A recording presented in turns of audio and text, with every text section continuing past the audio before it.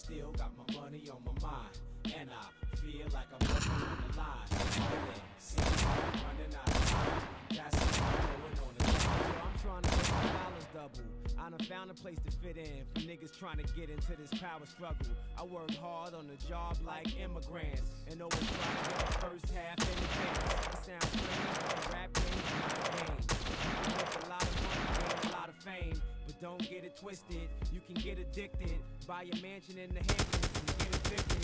Now if you call me and I'm not around, I'm probably putting my grind down, doing shows out of town.